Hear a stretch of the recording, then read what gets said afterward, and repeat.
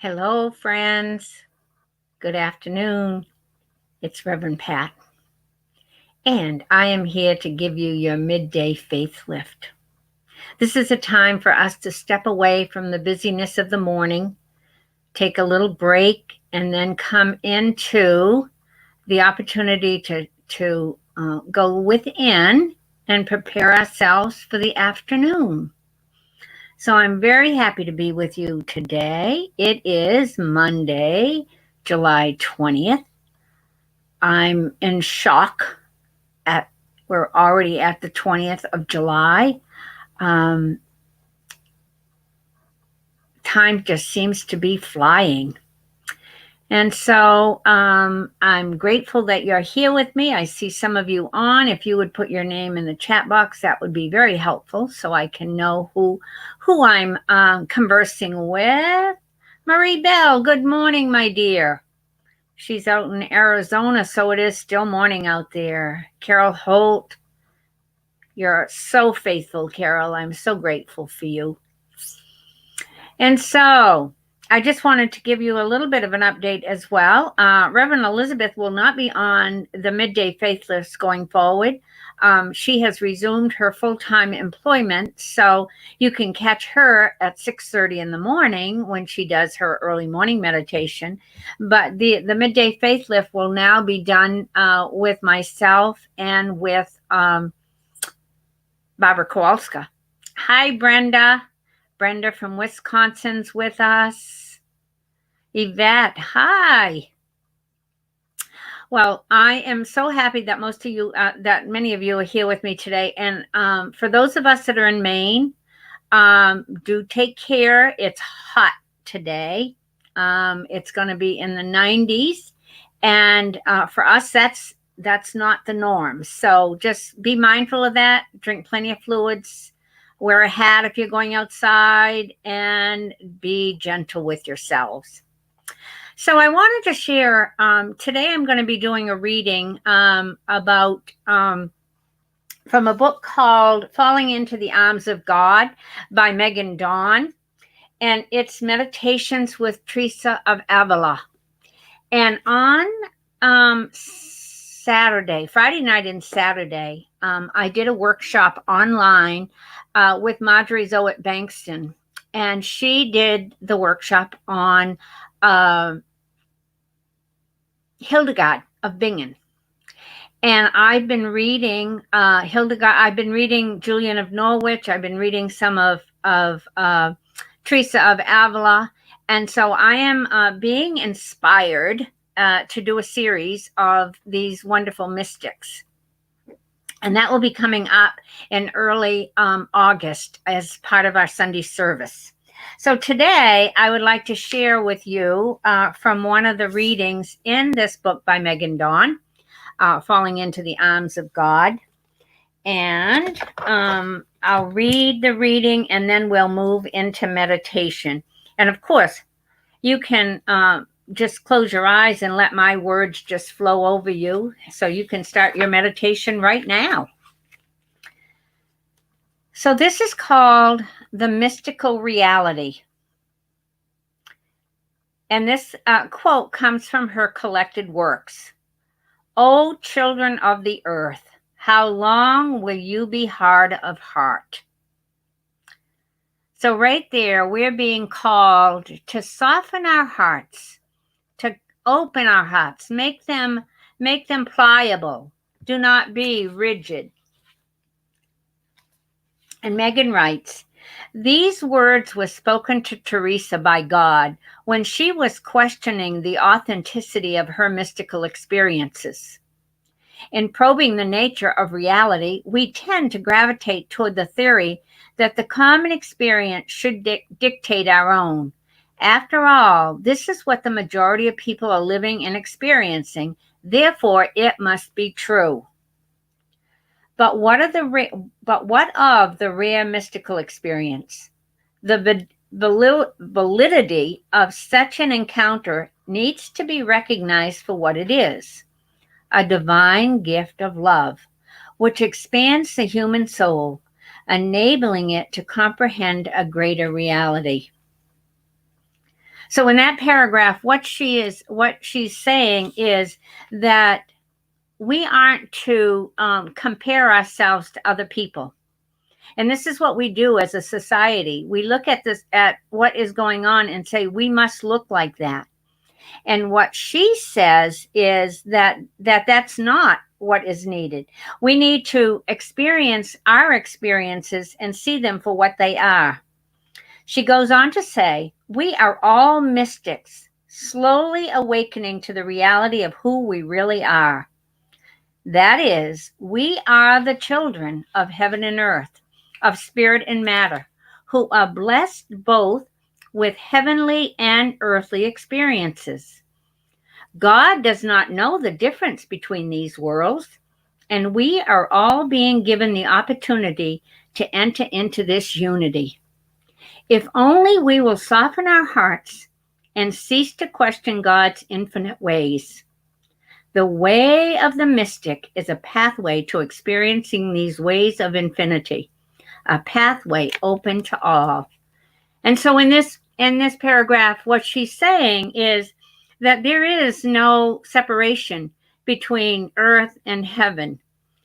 And that when we have these experiences, they are an opportunity for us to open our hearts and to cease questioning God's infinite ways with us.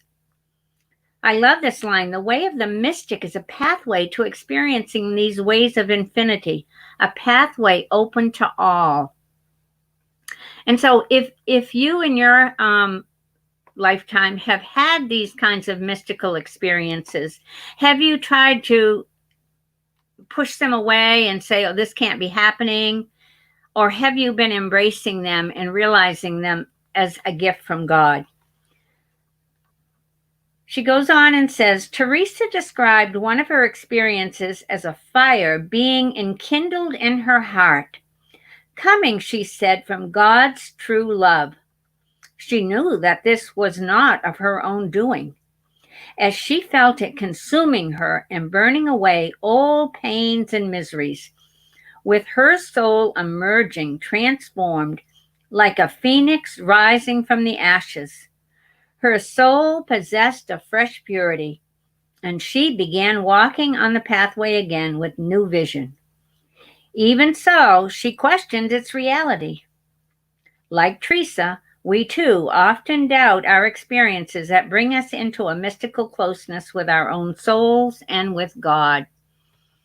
And I can think of a couple of experiences in my life when I have heard the voice of God, and you know that voice. It is very different from your own voice or from that chatter that goes on in your head. You know that you are being told something that is well beyond your own knowing. She says the soul contains a complex array of all our faculties, including memories, rational thought, and intuitive and psychic abilities. To have all these faculties comes into alignment on an issue is often a very difficult task. For many, the rational mind is dominant, and subsequently, it governs the process of interpretation and belief. For a few, the intuitive and psychic faculties are well developed, and so their belief system has been constructed accordingly. Most people do not experience a balance among all these faculties. The universal paradigm of the mystic, however, is one of unity, encompassing all faculties and realities, both inner and outer. And I know that you have heard me say so many times that for the first 40 years of my life, I lived from my neck up. So I was living in that dominant, rational mind. And so when I would get some kind of a message or hear something, it was very hard for me to accept it because of the fact that I was living in that dominant mind. She goes on, how do we experience this unification that the true mystic experiences? Now she's going to give us the insight to this. Through surrendering to the Spirit, wrote Teresa.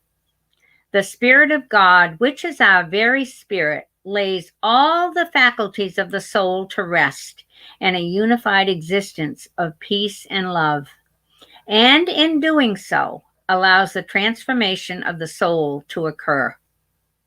Herein lies the true nature of the mystic, a unity of being known through a spiritual metamorphosis. Further, the word mystic derives from the Latin mysterium, which means to be altered. So the way to this is through surrendering to the Spirit. The Spirit of God, which is our very spirit, lays all the faculties of the soul to rest in a unified existence of peace and love. And when this happens to us,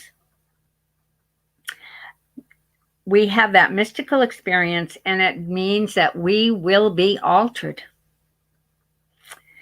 So in time, we will come to know our mystical experiences to be as valid as any other experience in our lives. We will no longer think of them as rare occurrences for a select few, but as a natural way of life for all of us. What a wonderful thought to hold on to, that these experiences of these mystical experiences that we will receive will become just as natural as our day-to-day experiences that we experience now. So now I'm going to invite us to move into the silence, and there's a meditation that I will lead you into. So if you haven't already gotten yourself relaxed, settled in, I invite you to do so now. Bring yourself into a quiet and reflective space. Follow the rhythm of your breathing, and allow that breathing to go deeper and deeper into yourself.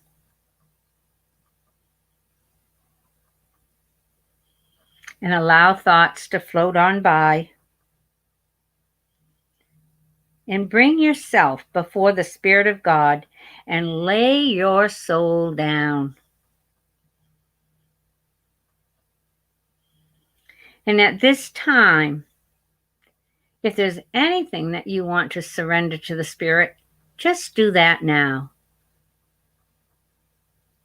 Turning your life over to Spirit.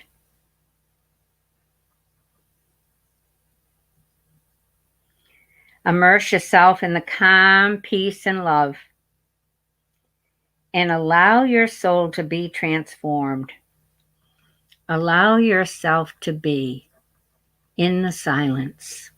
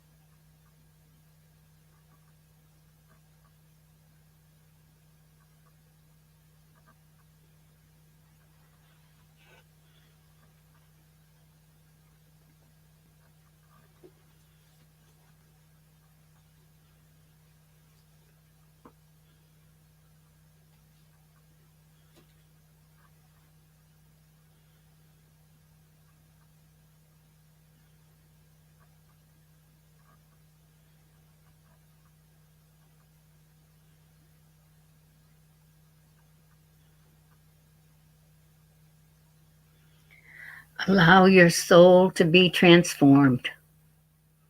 Allow yourself to be. I invite you to come back into this time and space. And as you go about the rest of your day, just be mindful of when that voice speaks to you that you know is not your own. God bless you. And I bow in gratitude to you. Have a love-filled day and know that you are loved.